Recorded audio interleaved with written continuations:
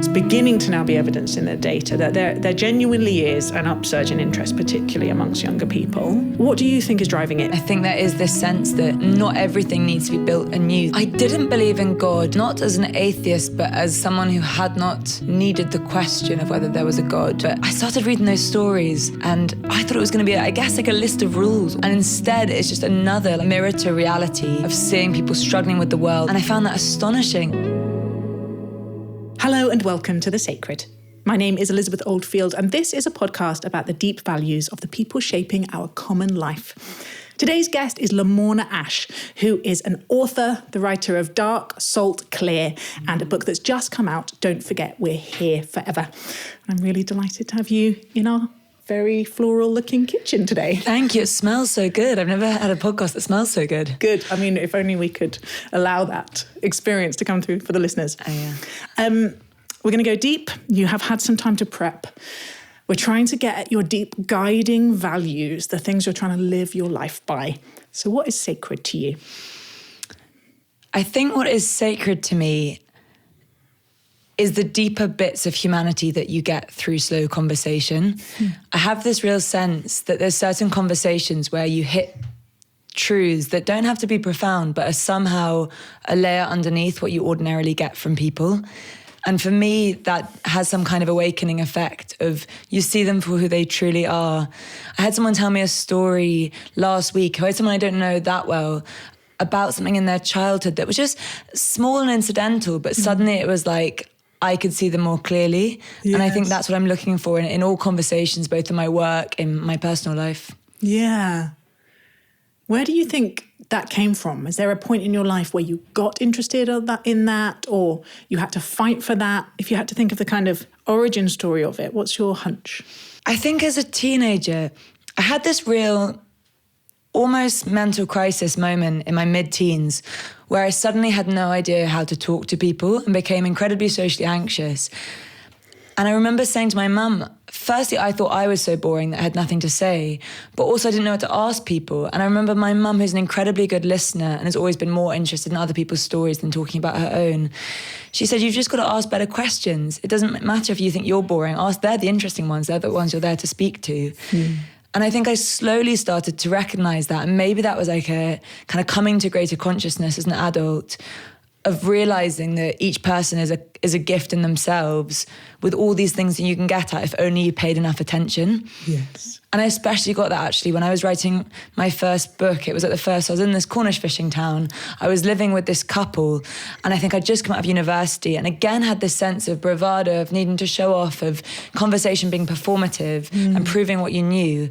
And I was with this couple who every evening, I guess I felt like a fly on a wall, that they'd come back from the fishmonger where one of them worked, from the ship's chandler where the other one worked, and they would talk about the mundane elements of their day as if that were sacred. And they would both be fascinated by it, and it would be funny and ordinary and surprising. And I think I learned how to talk and how to be with people through them. Yeah.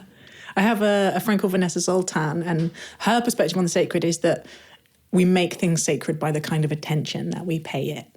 And the idea that the kind of deep humanity is a sacred thing that we can unveil is that's a really beautiful thought. I would love to hear a little bit more about your childhood. You've alluded to your wonderful mum, but tell me kind of what were the big ideas that were formative in the air, say when you were sort of primary school age? Two things I think of. One is I was a half-only child. My brothers are from my dad's second marriage, and I'm from the third marriage. And my sense was my parents had me when they were a bit older. In my head, they were always napping, that my experience of childhood, like really, I just remember these long Saturdays and Sundays where I'd think, who is going to play with me? And every other... tired them out. I tired them out, or they just love to nap, and as a result... They just had a very active marital life. I've never thought about that. I mean, I'd be happy if that's the case. It might be the case. It'd be great if that was so. And I was downstairs bored and they were upstairs shagging. I'm sorry, It'd be great. I've really changed your childhood memory. I want that. I really would be happy. The more you hear of people having lots of sex in their later life, that's great. Yeah. Even if it's my own parents. It is a weird image. Anyway, but either way, whatever they were doing up there, I was downstairs bored, and I think what that allowed me was to access imagination in this way that I think is quite distinctive to only children, that you do have to create your own fun. And I had a huge number of soft toys, soft animals that I would have this sort of imaginative worlds with. And so I think this driving sense of my childhood was, one, that life can be quite lonely and solitary, and two, that you can discover lives within or things to play with constantly that allow you to be imaginative. And I think, again, that relates to sort of like reading a lot as a kid, that still loving books for sort of 12 to 14-year-olds are my favourite, all the Philip Pullmans and Philip Reeve's Mortal Engines, things like that. And I think with that, I was thinking about my mum, who was an actor, a musical theatre actor, and loved to perform. And every day on the way to school, we would walk through the same cemetery, and we'd have to come up with stories about every single person whose graves we saw. And also the people we'd walk past, the commuters every day. It would be this ever-expanding, never-ending story of pretending who we thought they might be. So I think my mum definitely brought out in me this sort of sense of like the possibility for strangeness in everything and the need for play. Yes. And she was Cornish? She was Cornish, yeah. And she was brought up there, and it was her most important place, and we'd spend so much time in the summers there. Again, just she and I coming up with stories, walking along the beach. Yes. And I think I've been told that I was a very confident kid till I was 11, that I always wanted to perform. And then I had another of these, I think quite a few strange crises in my childhood that I haven't quite made sense of, but I've been reading loads of John Stuart Mill at the moment, who had this mental crisis when he was 20 that required him to totally re-understand or reconceptualize what he thought the world was about, which kind of required him to turn to poetry and music again and be reanimated by things with feeling. And when I was 11, I had a series of what I thought were heart attacks that were panic attacks, and we didn't really have the words for it. And I kept making my parents take me to hospital. And I think it was just this sense of horror at mortality, awareness of myself as someone that people could see. It really was strange. I became so self-conscious. And my parents said I just became a much quieter, much more internalized kid for like the next, I'm going to say 8 to 10 years. And I feel like my 20s were this process of returning to something, to being that person that I was as a child. Yeah. How much do you think it was puberty related? I think a lot of it was puberty related. Yeah. And I think just being a very sensitive person at that age as well. But I also, even my little niece who's 13, she's just had a really similar experience and ended up dropping out of school for a bit because of it. And again, these panic attacks. And I think it's almost like coming into the world and you're seeing the sort of horrors for the world and the struggles of the world. You're seeing yourself in relation to the world for the first time. And it can really hit you at that age. And I think I tend to see girls get that earlier than boys do. Yes. Yeah, and I think there is something about becoming visible as a girl going through puberty that can be a complicated thing to navigate. So we've got attention and storytelling. When did you start writing? My first book I wrote, I was like 5, and it was a story about me and my cat. And I had one of those disposable cameras where you can print out the photographs. And I made this book, and my mum taught me how to like thread material through it so you could make it like binding. Yeah. And I remember thinking it was the most exciting thing to have something complete. Yes. And then I was constantly writing little stories as a kid. Yeah. And then at university I'd put on terrible after terrible sci-fi play was my thing. And my best friend would direct them, and we'd take them to Fringe, and I'd get 1 star from the Scotsman. Right. And then we'd go again the next year, and you'd learn so much from it. And it was aliens and spaceships, not to be very naive about the genre. No, that is a big part of the genre. I was actually going for taking theories from physics, like this idea of the twin paradox, where I can barely remember it, but if you send a twin to space and one stays on Earth, the way that time works, one will come back slightly younger than the other. Wow. And I thought that would make an exciting sort of speculative story. But the Scotsman did not agree. They really didn't. They said, Lamorna Ash, it's terrible, I remember this, Lamorna Ash threw a lot of things at the wall and none of them stuck. Which is good. Ouch. Yeah. Valuable lesson, I'm sure. Yes. And did you read English at Cambridge? I was at Oxford and I read English. I'm so sorry. Space, wow, whatever. I did. I read English. I read a lot of Gerard Manley Hopkins and had this incredible tutor who made me write a lot about the way that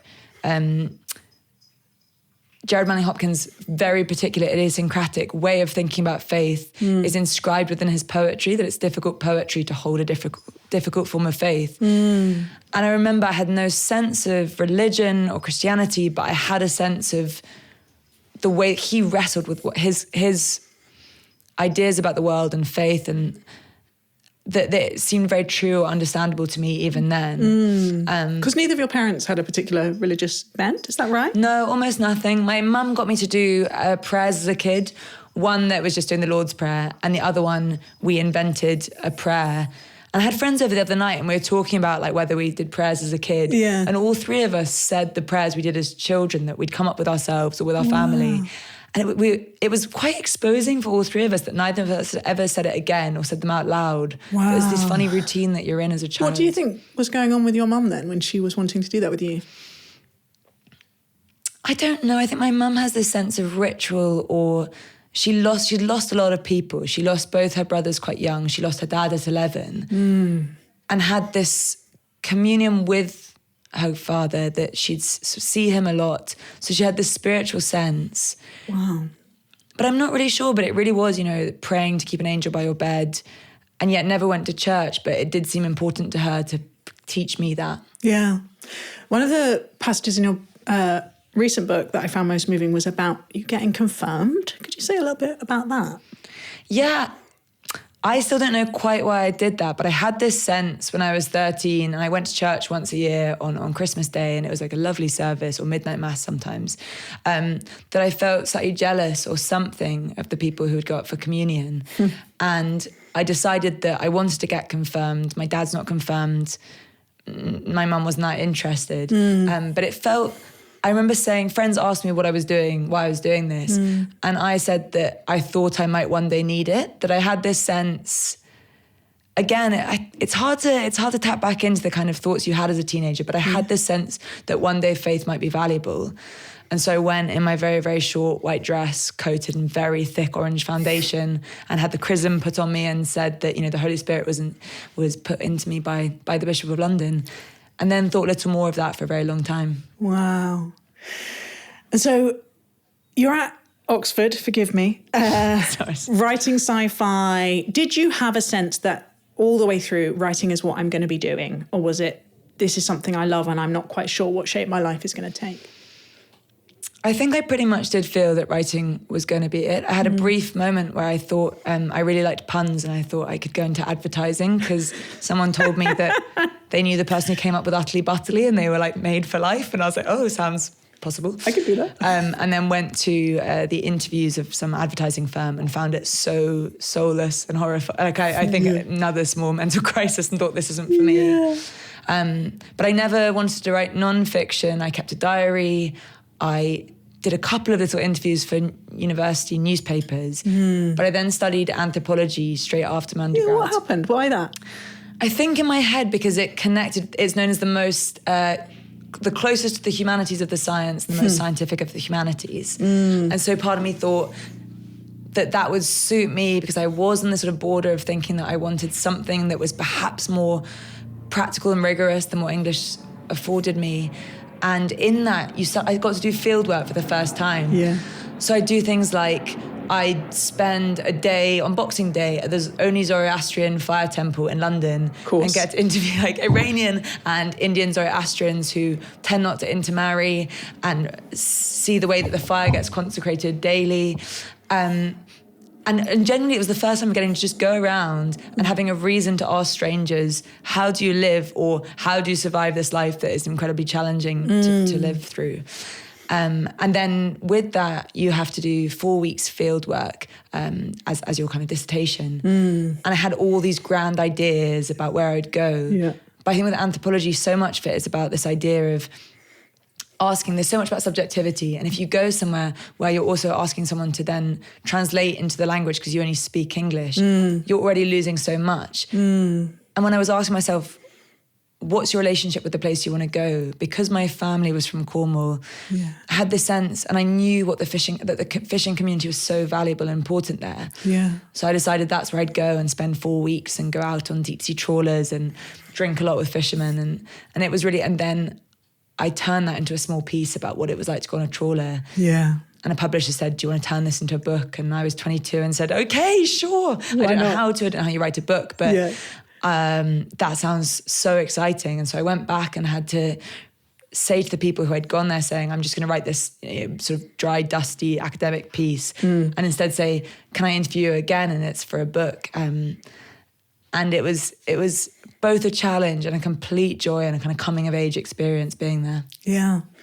Because you were asking deep questions, right? I was thinking about that as I was reading your recent book, how that anthropological kind of phenomenological approach of not kind of trying to analyze things at a distance, but get alongside people, like learn by doing, how much it's shaped all of your writing. How natural did that feel, like coming out of Oxford in the kind of intellectual climate of the way the writers that you would admire were writing? Did it feel like, well, of course I'm going to fling a tea bag across? Let me start that question again. Of course I'm going to, go and live in a fishing village and spend 8 days gutting fish on a trawler? Or did it feel like you were kind of following a thread that was about your own vocation? Yeah, I think in that case it was quite instinctive because I knew so little. I think I've been quite lucky in that I often turn up places with little knowledge, meaning that you really are having to be led by others. And I think, again, there's something about if you listen closely, a person is going to tell you how to write about their world. And I got there, and the fisherman particularly really would sit me down and say, listen, I've heard about you. You're the one who's writing about this place. Here's what you need to know about fishing. Yeah. And then I think there's the flip side of that was something I really thought about in terms of anthropology is our lives are often very different from from the stories we tell about ourselves. And I really noticed that often the fishermen would talk about things, they'd say, when you go out to sea, time melts away, and it is this sort of strange experience with you in the great beyond. And then I'd go out there and actually they were all calling each other up on the sea phone, or they were thinking about economic time and how much money they were making, or just talking about home. And so what I found was like this beauty of the double of one, getting to tell people, asking people to tell you how they live, and two, by being alongside them, seeing where that doesn't quite match up or when that's deepened in a different way than what you're expecting. But I didn't know, I'd read anthropological, what are they called? Monographs. And those were both valuable in that I particularly liked it when you could feel the writer in there as well, questioning themselves, turning the lens back on them. But it wasn't until afterwards that I started reading people like, I'm trying to think, someone like Annie Dillard is probably someone who's most important to me in that space of particularly the ecstatic quality of her writing, but just going into the world and repeatedly going and listening out for what it's going to tell you. But I think I am quite porous by nature, which is sometimes can feel scary because I think every environment I end up in, I want to then fully give everything to that. Yeah.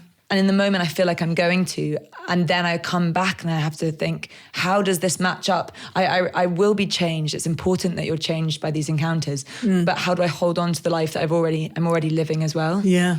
What did you observe in New Lynn about their deep values? And obviously it's a complex community made up of lots of different individuals, but if you had to kind of guess what is sacred to the fishing community of New Lynn, or what some kind of defining values about the way they live is, what would you say?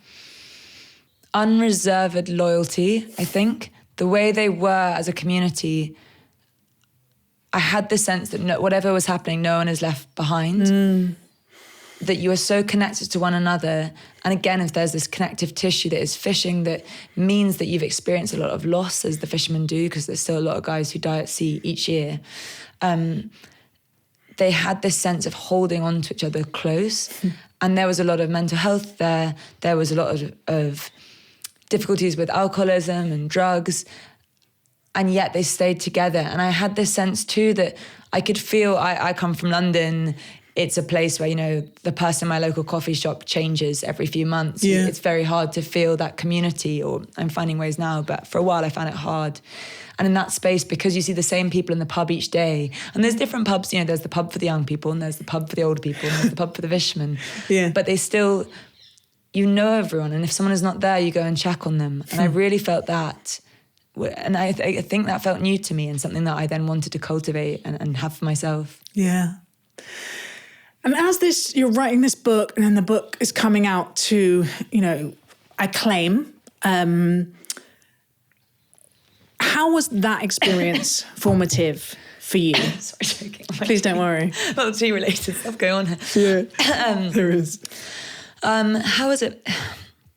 It was formative for me because I think doing the audiobook, I remember it really clearly, of the strange experience of you're alone for a while writing something and you're nervous because you are thinking about that community and have you done justice to them? And then suddenly to hear your own words from start to finish and have this sense of a complete thing, it felt scary. I think the idea of completed things feels scary to me, that you write something in a particular moment when you feel a particular way. Yeah. And that feels lovely, and it doesn't feel kind of reified as you're writing it. And then afterwards it becomes this object that you carry along with you, like a photograph of you in the past where you want to say, that's not me anymore. Yes. And I think I found that challenging. And I remember whilst I was doing the recording of the audiobook, which I found like a deeply embarrassing experience, and I found the same this time around, that I could feel the writing, I could feel an immaturity, I could sense that perhaps, there were way too many metaphors per page. I was trying to be clever. And I also had a sense that there was a softness to the writing where I was so nervous of getting people wrong that possibly it lacked a certain sharpness in some places. And then reflecting on this book where I think in terms of Christianity being such a large subject and there being parts of it on an institutional level and figures who represent that institution that did make me angry. And I was scared again on the other side of being like, oh, now that is held in the writing. And I would rather have just written about the stuff I loved because it feels less scary to me. I'm not combative in person, but I found as I was slowly working out on the writing that I needed sometimes to put anger in there as well. And that's frightening. Yeah, the vulnerability of, I think this is why there's such power in writing and anthropology and in memoir, where we're putting ourselves into it, and the riskiness of then being held to account for the thing we thought then forevermore. How much, so I'm, one of the guests that we are having on The Sacred around the same time is Kat Lamorna, and she talks about, in her early journalistic career, that the archetypes of a journalist when she was a young woman growing up, so she's a bit older than both of us, so she would have been, I think, very influenced by the kind of 80s and 90s like gonzo journalism. She talks about how a great writer was someone who could destroy someone else, right? That there was this really masculine, like Martin Amis is going to take down whoever the next person is, and these withering reviews and these very combative. And there's a really funny character in Fleischman is in Trouble. I don't know if you've ever read that novel, but there's a young woman journalist coming through and then there's an older male journalist, and that's what he's known for. And she's kind of trying to form herself in his image. Like, the more spiky and caustic and unsparing I can be, like, the more I will be lauded. I get the impression that that's still there in the kind of cultural air a bit, but that we also have loads of other archetypes. So as you were wanting to learn how to be a great writer, who was it that you were thinking, actually, I'd love to be becoming like you, or I'd love to be able to have this particular tone on the world? Oh, so many different journalists. One is the New Yorker writer Rachel Aviv, who much more than me though does disappear in her writing. I think it's that American style. She'll write about a hospice nurse and follow them, and she melts away, and you just have this person's ordinary life at the centre. And she's an astonishing writer. Who are my other ones? My favourite writer at the moment is Patricia Lockwood. And she's a wild writer. I don't know if you've read... It's hallucinogenic. It is, because as she's reading herself, she said in a recent interview, the language is becoming sort of multicoloured, and she's having these constant epiphanic experiences. But there's this warmth and desire to get inside every single thing that she writes about. But the way she writes about books is that she wants to minister to this book. She wants to get inside it and understand from the inside out what it is trying to do and say, and see it on its own terms. And maybe say Annie Annie Dillard or Robert Macfarlane or Barry Lopez are doing that with the natural world, that like I'm trying to see it from its terms, or Merlin Sheldrake. And I was thinking about those and I was like, well, what am I doing? And I think I'm trying to do that with people of how close can you get to understanding someone else's world, that when they read that, I think there's always this disorientation of being like, oh, that's not me, that's this strange paragraph version of me. But how close can you get to try and representing them truthfully? And I think I had this thing of, by listening to someone's recordings over and over again, often, so you come away from an interview, you've made notes, you've recorded it on 2 recorders if you're a panicker like I am, and you jot down what you thought.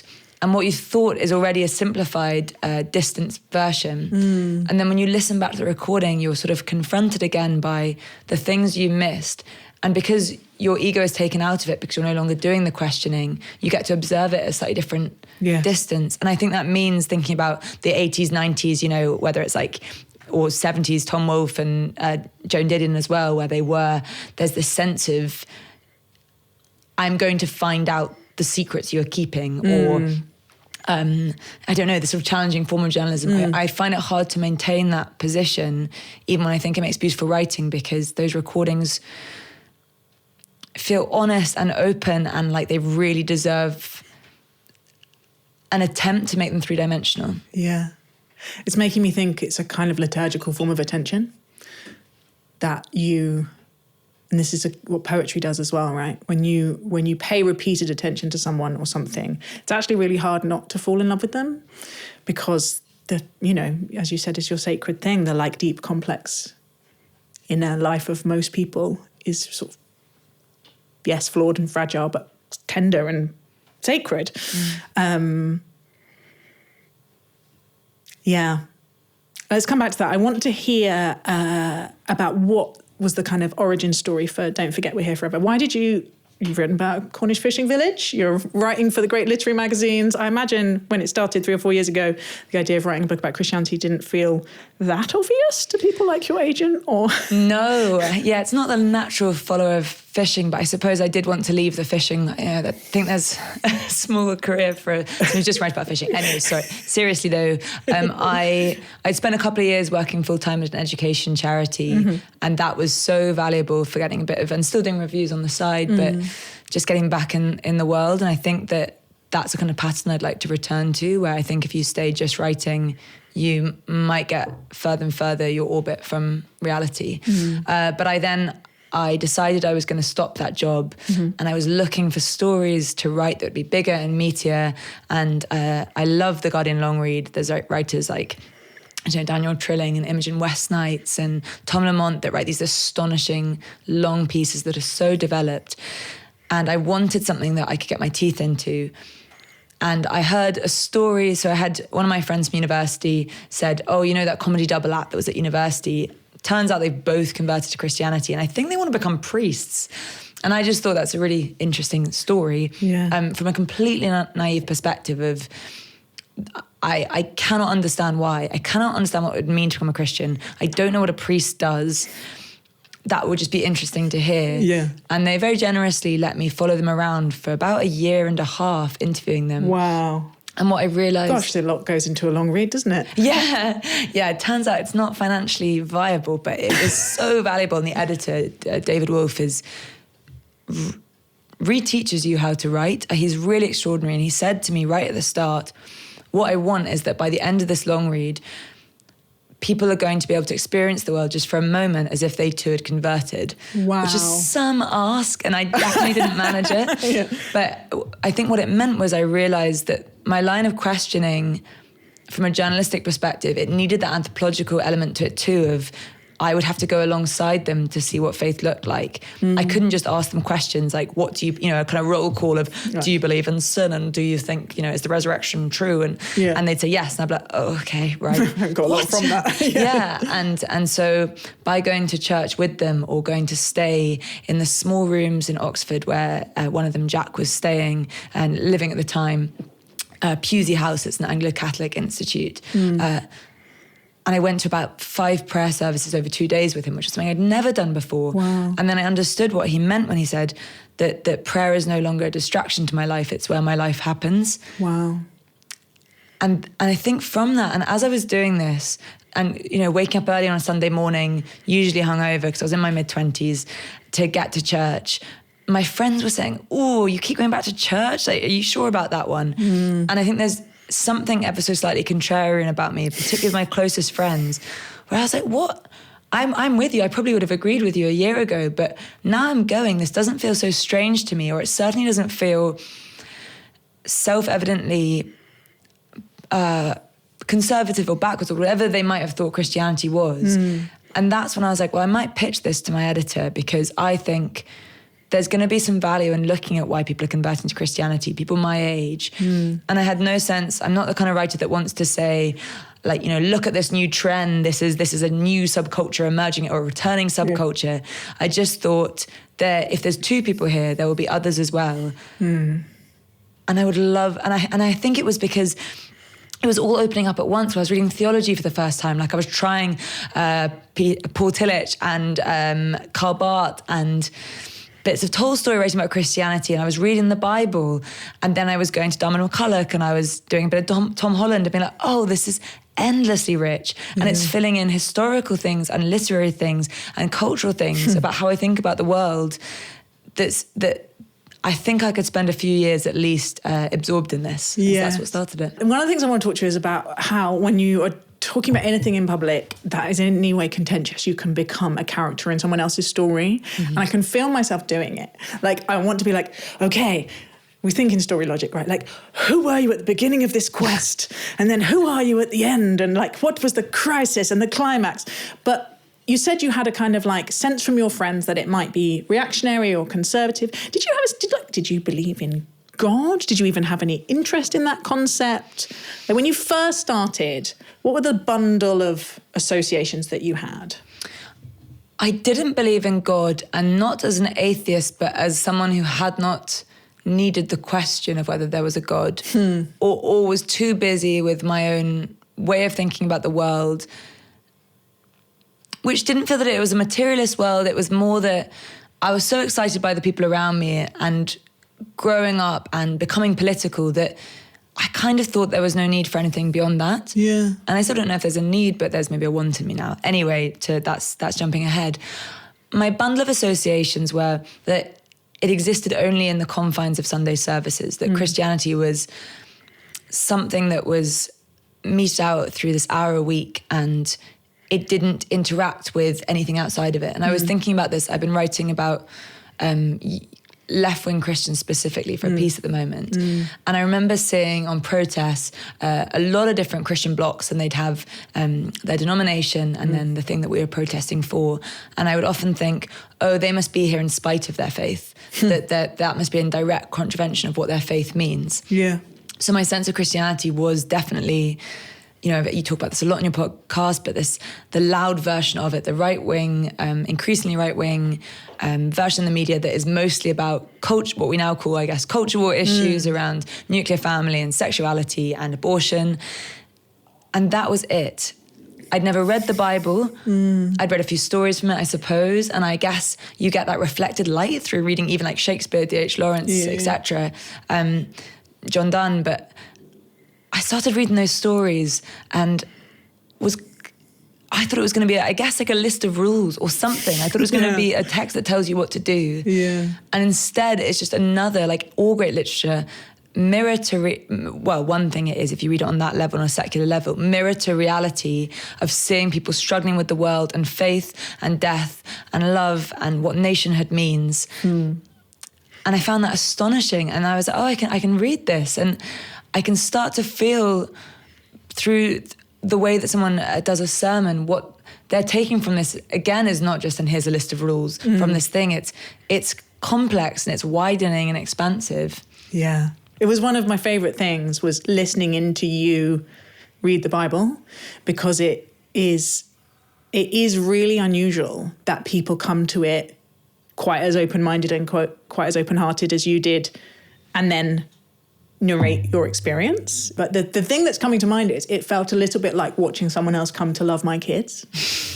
Like to come back to the, your thing about attention, to have someone else pay something that is so precious to me, such loving attention, in all its wildness and spikiness and complexity, and stick with it, even when, there are things, ways that you did not find easy, ways to read it that didn't connect with you, bits of the church that didn't feel hospitable. And yes, that the gift of having, and the gift that sort of the accidental gift because you had a book deal, right? Like someone was like, go spend 2 years paying attention to this thing, was really, really powerful. What would you want to say to people who are like, there's too many books in the world, I'm never going to pick up the Bible? Like what did you learn that you think might be useful for them? Oh, so I actually got a text from someone today, completely out of the blue, saying, me and my friend thinking of reading the Bible, where should we go? Should we just go start to finish? And I would say, my reason for reading it is because a sacred text that has been around that long and through so many hands is so deeply, it's an underground river that connects the world together in so many different ways. And the more you get to see the sources of things, the better you're going to understand so much else. Yeah. Truly, I think that Genesis and Exodus and Job and Ecclesiastes and the Psalms are just astonishing literature. It's okay to miss out Leviticus unless you're really being told you need to get through it. And I think that's what I said to my friend. And then I said, go Mark's Gospel, go Acts. But I always think that then there's companion texts that will help you along. Like if you read Marilyn Robinson on Genesis, if you're going to read Acts, then I would also read Emmanuel Carrère. I can never pronounce his name, but the French, he's another writer that's one of my heroes of how I want to do nonfiction. He's the one. His book, The Kingdom, which is about Acts and Paul and the year he was a Catholic and then very quickly deconverted again. But I think in them, I remember really well having read Mark's Gospel at a conservative Bible studies class over 6 or 7 weeks. And I remember being frustrated by what felt like quite limited or prescriptive or desiring a particular answer forms of reading the Bible. And so it meant that I got very little out of that text because I used this line from the literary critic George Steiner, where he talks about the fact that if you don't come open with your freedom to a text, you cannot receive the freedom from the text either. And this idea that these two freedoms should make another kind of freedom. And I was not approaching that text with freedom because I found that space challenging, even when it was generous and friendly towards me. I didn't like how I felt that it was asking me to be moved towards a particular kind of conversion, a particular kind of church. And then about a year later, having completed all my interviews, I remember just saying to a friend, I think I should reread Mark's Gospel a few times. And my friend had this joke about it, that every time I said I was busy, it's because I was rereading Mark's Gospel. But I suddenly read it. It can't come out tonight. Yeah, exactly. Yeah. Really caught up in it. But having done all these interviews where what I found were people like all of us struggling through bits of life, coming of age, and life as it seems to be, as I seem to be hit in the face by it daily at the moment, getting harder in so many ways constantly, and finding ways of surviving. And that the Gospels, Mark's Gospel, all the Gospels feel like that, of people who are saying, I am struggling, I am lost, I'm blind, I'm deaf, I've been ostracized from my community, and Jesus turning up and saying, your faith will make you whole, follow me. And suddenly Mark's Gospel was just another record of the way that we still live today. And I could see that in it, and whether how much I took it as literal truth or whatever, I still was awakened into something through it by thinking, oh, that is all we still need, is someone to say you're going to be okay, and to give us some kind of path and some kind of rituals to hold on, and most importantly of all, a community. And that's what sort of follows the way become through the text, and this sense of love being at the center of it, which is said to death in Christianity, but for good reason. And when you were, so there's a section in the book where you're going to a Quaker meeting and going all over the country and doing these interviews and going to Iona and going to YWAM and going to St. Binos and reading Gerard Manley Hopkins. It's like a thriller, by the way. I really read it very fast. And a sense of like actually the rituals of Quakerism and the values of Quakerism being very aligned. But then you get up one morning and go, I think I might want to take communion. And it starts a kind of exploration of like more, I want to say more explicitly, church, I guess more traditional forms of church, Anglican forms of church. Mm-hmm. Could you just say a little bit about that moment and what was going on in you and what was the thread you were pulling? Yeah, so I'd been going to the Quaker meeting in Muswell Hill that my grandmother went to for a bit when my dad was a kid. And what I know now is that there's quite a lot of other friends' meeting houses that have slightly larger congregation, or what would you call them, a slightly larger groups of friends who go there of different ages. And the one I went to, it was beautiful and peaceful, and maybe 75% of the time no one spoke. And I think I didn't have the armature or the scaffolding of faith to be able to work out what to do with that silence. Also, this book corresponded with, and I can't work out if this is because of what I was writing and the fact of the instability of constantly being on the road and having my life changed in these quite loud, sometimes more quiet ways. I was very unhappy that whole year. Like, I really think that was one of the hardest years I've had mentally, with not much actually happening that was terrible to me at all. But I was just suffering with it.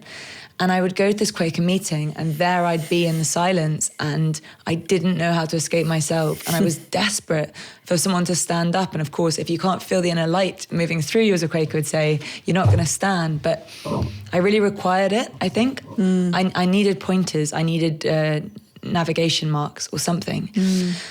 And I then went away on a literary residency, and I was sort of doing the first draft of my book, and I listened back to an interview with a Quaker who said that when she was finding it hard to feel her God come down in the silence, was how she put it. And she was briefly living in London. She's in Sheffield now. When she was in London, she'd go to this church called St. Luke's, West Holloway. And again, through listening back to the interview, I was like, oh, Holloway, okay, that's really near where I live. And I put it into Google Maps, and it was like a 10-minute cycle. And then that weekend, I said to my housemate, I was like, I just think I want someone who's going to help me out a bit more. I think I want a louder community. And I also think that in Quaker meetings, it was so easy to slip away at the end. People were so generous with space, but it felt like I wasn't becoming part of something. And I think I needed it in that moment for whatever was going on with me. And so I turned up at this, I went to the early morning 9 a.m. service. I hadn't checked if that was every week. It turns out it was just once a month, but I happened to have gone the week that it was on. I forgot my bike clock, so I just left my bike in the churchyard and thought, well, I'll put it with God if I believe in God and hope it's there when I come out, and it was. And I went into this church, there were about 4 people there. Wow. There was, it was the first week of the interregnum of the last priest had left the week before. It meant that it was a bit chaotic. There was a priest from St. James Piccadilly, which is a beautiful, inclusive church in central London. She was leading the service. And even then, I had this sense of people, there were just being people around. And I think, again, talking about what's sacred to me is, in a service, it's the messy moments of either someone tripping up their words, or the music going wrong for a second, or the weird conversation you have afterwards, things that feel deeply human in it. Yeah. And I wouldn't want them on their own, but I want them in tension with the more sort of sacred spiritual moments of it. And I could feel that in St. Luke's. And they said, come back next week, the 11 a.m. service is livelier. And so I did. And then I just stayed going throughout the whole of 2024 and got to know people. And I think, not to psychoanalyze myself too much, but that year was the year we found out that my mum had dementia. And I think I still don't know how far my idea of faith extends, but I know that community was vital to me dealing with that, because the conditions of a church, not just that church, I think all churches, is that by sitting alongside each other, it often leads you towards bigger, deeper conversations. And I also think that I have a tendency to find surrogate parents. I'm sure this has to stop now in my 30s, but I'm constantly looking for parents, more parents. That's what I did in Cornwall as well. And these older members of the congregation who were just checking in each week. And I knew the struggles they were having, and they knew the struggles I was having. And I found that very beautiful and moving. And so I stuck around. And you write a passage about prayer that I sort of just want to get you to read. Is that okay? Sure, yeah. The epigraph to Love's Work, which is an extraordinary book by Gillian Rose, the philosopher, is "Keep your mind in hell and despair not." The words of a 19th century Russian monk. Stay with the trouble. For anyone who does not, who looks away from what is happening to them, who refuses to live in hell, they live, therefore, in the most static despair. Prayer forces me to speak with my mind in hell. The version of myself who does the praying speaks from a truer place than I ever managed to in my day-to-day life, where I'm always trying to retain a kind of lightness, a disaffected surface with those around me. There is nothing else like the utterance of prayer. It requires you to sift out what cannot or should not be prayed for, because you are imagining yourself to be speaking towards something outside of the human realm. Whether you believe in God or not, if I were to say to you, try speaking in your head as if to a god, something quite unlike your usual mode of speech would come out. Prayer disintoxicates. The usual scarring between conscious and unconscious desire is healed in prayer because it is simultaneously outward and inward. You alluded earlier to, I think I might need God later, and you said something like, maybe I don't need, but maybe I want. I want to ask, and the reason I love the book partly is that you do this so beautifully, and I have tried to do some writing in related areas, and I know how hard and how private and also how kind of beyond language this stuff is. But would you just reflect for me on what that want is insofar as you have it, and the kind of longing and the searching that is part of the narrative drive of the book? I was listening to something with Rowan Williams recently talking about taking seriously the fact that we are creatures of longing and yearning, and that should never be fulfilled, that because it cannot be, you know. And I think that desire for to live more gently, to live more seriously, to live with greater depth is something that propels me forward, but I also can lose within an instant. And again, I really don't know how far my faith extends. I wouldn't know how to answer, and have failed to answer lots of questions about it.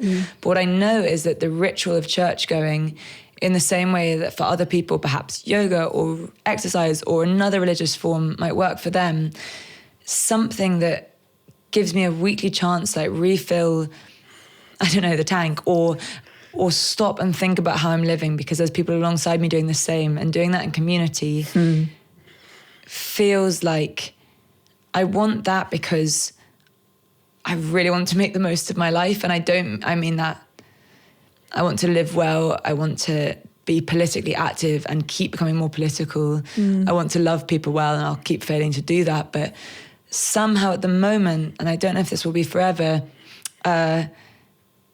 that ritual of going to church seems to help with that. Someone I interviewed talked about the fact, and it's so lovely and mundane, some of this, that after they go to their Catholic church, they come back less angry with their partner. Whatever little fight they've had, it's given them the space to come back more gently, because it's somehow the space of church slows time down. And again, I know there's other ways that you can do that, but it feels like a good one to me, that I can, even just through the act of prayer or something in a sermon, I feel a little bit closer to the way I want to live my life after church. Yeah. You had this amazing line when you're writing about your mum, and I wept through that entire section. That was sorry. No, it's profoundly beautiful. And you talked about, at least next week I can take this to church. And there is something about the container for our grief and collective emotional processing that is quite hard to find elsewhere. I think you find it in really great play sometimes, right? A really great symphony. Concert. Yeah, exactly. Yeah. But you don't know the people, and you can show up to church, and then next week they might have watched you weep through the entire service, which I often do. And there's just a link there. I'd love to ask about, this book is just beginning to go into the world, but when you wrote it, Christianity felt like not the livest of issues. Just this week, there's been some polling showing that my kind of intuitive hunch that I've had for the last few years, that there is something on the turn, and your intuitive hunch that you were following in this book it's beginning to now be evidenced in the data that there genuinely is an upsurge in interest, particularly amongst younger people. What do you think is driving it? From your interviews, from your ongoing experience, why now when it looked like this thing might just die? Oh, there's so many different answers, and I don't have anything definitive to say on it. But a couple of things. One is that I think with New Atheists, or with that kind of period in the 90s and noughties, there was an anger at, or a rejection of church as an institution, which is absolutely valid and necessary to push against the institution. Possibly my generation, and again, I really can't speak for my generation, but we have come of age in a time when we have so little faith in so many institutions because they're immensely and endlessly disappointing. Mm-hmm. And yet you have to keep living alongside these things. So I think we're better at distinguishing between our own engagement with something and the larger institution. I think we have to be to remain in Britain sometimes, like to be like, there's so much here that is awful and racist and doing terrible things in terms of foreign policy, and yet I'm here and I have to hold on and I see the difference. And so I think because of that, it means that people feel like, okay, I can join that if I want to. I can attend a church and not feel like then I'm therefore signing up for all its most like malignant social views or the child abuse that's gone on with that particular church institution.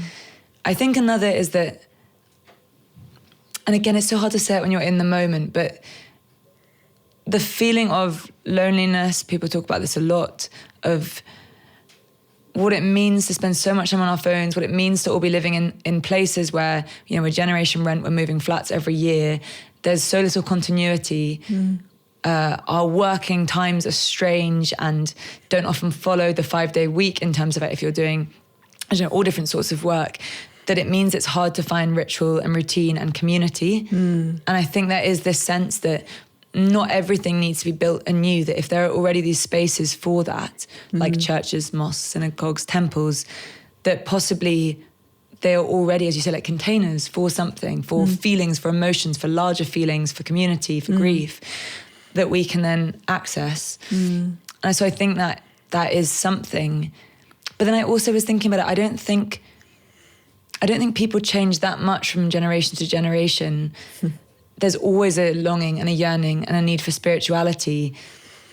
And I suppose it ends up in different places. But yeah, I think I have noticed that amongst some friends with distrust as well. Yeah.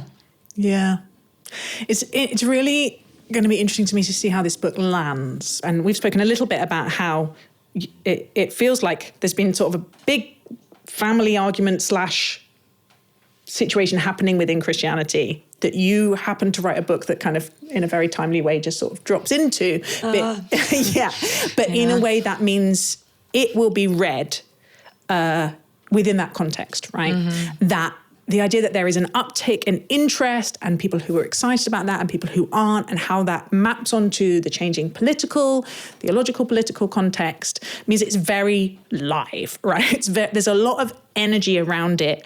And I don't think just amongst Christians, I think more broadly, everyone's going, oh, I thought this thing had gone away. It's definitely not gone away. Like, what even is it?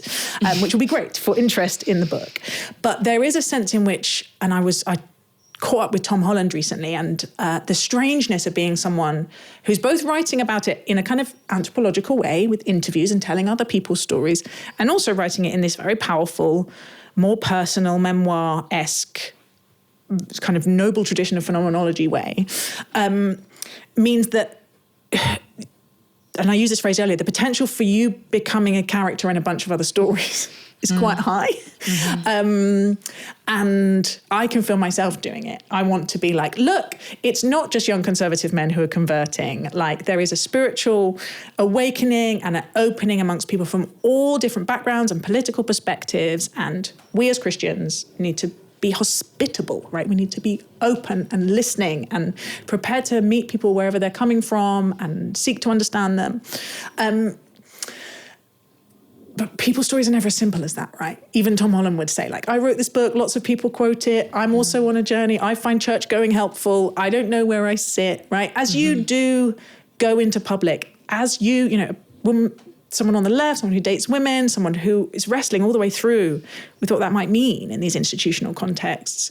How are you kind of finding steadiness and thinking about what your role might be in these conversations? Or are you just wanting to kind of like keep your head down and let it pass over? Yeah, to be totally honest, I'm not finding steadiness. I'm panicking. But I think that's also my nature. It is strange because the job of a writer is, I don't know, you're quietly taking the temperature of something for a long time. And the kind of writer I want to be is someone who goes against an easy take. But I also had this sense that I wanted the book to end in a space of bravery, that all the people I interviewed were very brave with me and honest. And what I've been doing is taking their complicated, messy lives, and I've called loads of them since, and they're all in different places from where I ended them in the book. And yes, you have to say, I ended it there. I'm sorry. I know you've now changed. You don't go to church anymore, or you've changed denomination. But I ended it where I did. And then trying to do that myself within the book. One, because, I wanted to be brave. I wanted to make a decision.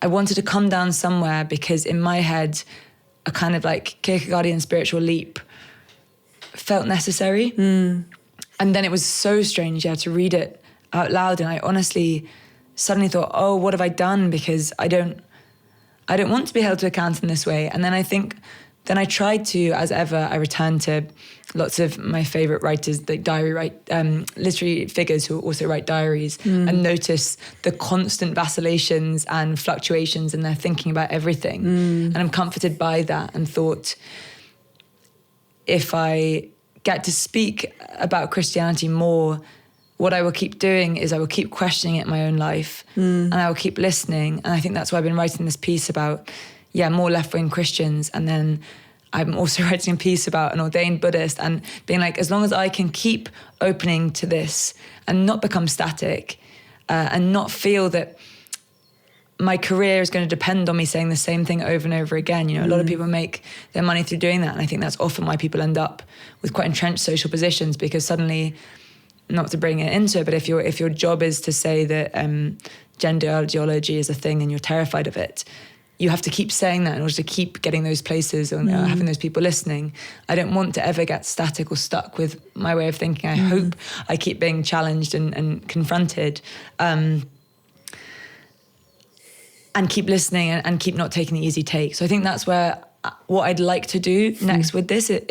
I don't really know. I mean, the book comes out as we're talking in about a month, and it does feel strange that I keep being asked questions for, a little piece that a journalist is writing, and they're like, so why are Gen Z becoming spiritual? And I'm like, I don't know. And there are also loads of them, and they have very different positions on things and very different contexts. And, go sit with them for a few hours if you want to know, or go, that I was really interested when I was speaking to someone who, so one way I'm changing my mind at the moment is that the Anglican church that I've ended up in, it reflects my social views. And I think maybe to enter into a church, to feel safe, you want somewhere that feels welcoming about sexuality, about, I don't know, lots of different social positions and political positions. And then my friend who's converted to Catholicism, they were saying, no, I love the fact that I go to a church. It's an international church. The Catholic Church, by its nature, is international. It's a huge international institution. And I'm taking communion alongside people who have totally different views to me. And they were like, I'm a doubting person. And that allows me to go in each time and think, do I still hold to my views? And I found that so both confronting and amazing. And I think that is something I would like to, and would like to get better at since this book. I think I've got a bit older whilst writing the book, as tends to happen. And I would like to, I think I can bring some shield down or some walls down, hopefully after this book, and get to listen a bit more, because I think there are ways where I spoke about it earlier, I felt some anger with the things I was hearing, or frustration or intolerance, and I would like to be able to park that a bit. You wrote about when you finished the book about New Lynn, and I could really hear it in the book and in the interviews you did around that book, this deep sense of, like, what if I misrepresent them? What if they hate me, basically? What if my friends hate me for how I wrote about them? And having wondered if you were therefore slightly too gentle on them. One village of fisher people is a really different thing from like however many billions of people self-describe as Christians, and most of them won't read it, but I imagine like a bunch of them will, and they'll all be coming with their own tribalism and their own wounds and their own baggage. And I went through just things of feeling defensive of other bits of the church, or feeling like, oh yeah, like that is unsparing but fair. Where, as this one's going out into the world, how are you reflecting on how you've handled that desire to truthfully represent what you saw and truthfully represent people's stories? You might not know for 6 months. Yeah, I don't know if I do know yet. I think, as I said, I had this impulse to almost get rid of the first quarter, or the first third, which is about spaces that were more tended to be conservative, evangelical, or maybe more orthodox, or suddenly people whose views I found more challenging. Because it scares me to write that way, but I also think that I was carrying a lot of the people I either interviewed or friends who were brought up in the church who maybe had traumatic experiences in more conservative-leaning churches, where certain things like sexuality became outsized in terms of how important they were regarded within the church. And I think that I had to write about that stuff. I don't think, and I think it's a good thing too, because I think sometimes I'd interview someone a couple of times and I'd find his views really challenging, but I had to sit with them. And I use the kind of like frame of the book is about Jacob and the angel wrestling. And I had to wrestle, and I think it would have been a weaker book had I not got to do that wrestling with people who I found more complicated or more confronting. I don't know if I think, I'm really looking forward to hearing from people about how they experienced it, and people who are in the book. I don't know how they'll take it, but my hope is, you often write and you often ask like who your reader is, but often the chapter on the person I'm writing about, they're at least one of the readers I'm thinking about. And so the hope is that you try as hard as you can to get them right. And Janet Malcolm has that line that being a journalist is, I think it's like an indefensible career choice, because what you are doing is you are stealing people's stories, and it's this endlessly unequal thing. And sometimes I think that is potentially slightly glamorizing what a journalist is. I don't know if they're that important. Makes you sound like a cool assassin. Exactly, yeah. I don't think people care quite so much. And I think that was something I've realised since the first book as well. But I do think that all I can say is that it's like a beautiful challenge to try and get people right. And I'm sure I've fallen short a million times over, but I definitely did my best with it. Thank you for being brave, Lamorna Ash, and thank you so much for speaking to me on The Sacred. Oh, I loved it. Thank you so much. So Lamorna said her sacred value was the layer underneath what you get to in normal conversation with people.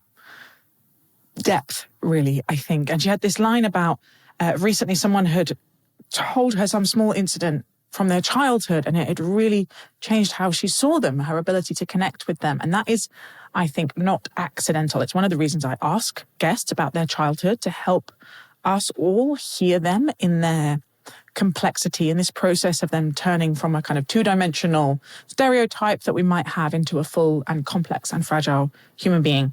And it's also a trick that I use sometimes when I'm doing facilitation. If we've got a group that we need to build trust with fast, then the icebreaker question being something about childhood. What was your favorite childhood confectionery? What was your favorite childhood toy? What did you want to be when you grew up? It really shifts us into a less defended and defensive mode. So if you, like Lamorna, also experience some social anxiety, or you're just looking to become a better conversationalist, I'd really encourage you to have some questions about childhood up your sleeve. Oh gosh, Lamorna had such a tough time as a teenager, and I really am aware of what a difficult process it is actually coming into that slow realization about all that has been hidden from you by virtue of being a child, and how turbulent that is. And, some teenagers react like Lamorna by becoming very low and anxious. Some get very angry. And it's easy to find teenagers difficult for that reason. But it helps me to remember the sheer level of change that they are experiencing in their bodies and in their minds and in their whole being in the world. I hope I have empathy with mine when they get there. I have this really I cannot tell you how many times I get Oxford and Cambridge the wrong way round. And I don't do it on purpose. I often, I do research about where someone went, and then I'll go to say it and the wrong one will come out. And part of me is like, I think it's like an unconscious playfulness, because Lamorna totally didn't react like this, but a lot of people who went to Oxford or Cambridge react quite badly if you say the wrong one. And there's a mischievous bit of me that finds it quite funny. But I'm not doing it on purpose, and I really need to stop, because of course they're very different, and that's important to recognise. She said, if you listen closely, a person is going to tell you how to write about their world. And a real theme of this interview was our ability to do that, to both listen deeply and, in Lamorna's case, write about people honestly, and also just to... The challenge of that, the challenge of knowing and being known, seeing and being seen, and all the layers of prejudice and self-deceit and defendedness and baggage that we all bring to that process of trying to connect with each other. And it really got me thinking about how it relates to the theme that Lamorna's working around at the moment, this yearning for transcendence, this longing for transcendence, and whether you believe that that longing that is in so many of us is met, is designed to connect with something, is a hunger that is fulfillable. I think at least part of it for a lot of us is this sense that there might be someone who could just see us through all the layers, and that there can be an ease about that. It's very compelling. It maybe relates to this thing that she said about she doesn't have a need for God, but she might have a want. And I think actually when I think about the way religion's talked about in public, for many years it felt like maybe just Christians, but people wanting to kind of advocate for religion would do it as you're like, you need this to be moral, you need this to find meaning, you need this to ground your ethics or whatever. And a lot of people's response was, no, I don't feel a need, I don't feel a gap, I don't feel a God-shaped hole. I wonder if we're in a moment now where there's a slightly more honest conversation, which is, but I might want it. And for Christians to be more honest about part of it, it comes from want for us too, that there's something beautiful that we yearn for. Yeah, the Guardian editor who said, I want people to be able to understand what it might like to be to convert, and the power of good fiction and good memoir and just really good journalism to pay attention to something in a way that invites us into a world we wouldn't normally understand or know. And how good that is for us, how much more interesting it is than being trapped in our, David Foster Wallace calls them, our tiny skull-sized kingdoms. The ability to go on adventures in other people's worlds and other people's consciousnesses is something I'm incredibly grateful for, because of artists and journalists and writers and filmmakers helping us build that empathy muscle, really. And she speaks beautifully about church, and particularly this thing about surrogate parents. And I do think that I need intergenerational friendships, that I want people who've gone ahead of me to share what they've learned, right? To share their wisdom, to be people who can speak into my life. And that's really, really hard to find. I remember Freya India talking about how she feels like the generation above just like absolved themselves of responsibility because they did not want to be authoritarian like the generation above them. And congregations are really one of those few places that you can find that. And I'm very, very grateful for it. Lamorna talks about, she used this phrase, Kierkegaardian leap of faith. And Kierkegaard, or there's some like actual Danish way of saying it that I can't do because it makes me laugh. But Kierkegaard was a theologian and philosopher who basically said you can't reason yourself into faith. You're not going to be able to make it make sense. It's not going to work on a like self, just like an objective. Does this make sense? Make sense for my self-interest framework? You have to leap, you have to jump. And I love that. Lamorna's kind of, I still don't know what I think. Like I still have really complex feelings about faith, but I wanted to leap. I wanted to be brave. I wanted to orient myself in this direction, and how brave that is, and how brave it is to be honest about a lack of certainty, which I think all of us, if we're honest, carry. And I'll just end with that conversation we had about like how unsparing to be of people as a writer. And the first third of her book is about, as she said, kind of more evangelical or more conservative spaces. And she is both trying to be as generous as she can be, and very honest about how difficult she found those spaces. And as someone who, at least one of the things I'd still want to call myself is an evangelical, because I refuse to cede the category to a particular political identity, it still means good news. And I am interested in good news. And therefore, even though I'm not tribally aligned in any way, and I'd call myself lots of other things, and there's other parts of the church I feel very at home in. I don't really feel at home anywhere, to be honest, but I think that's okay.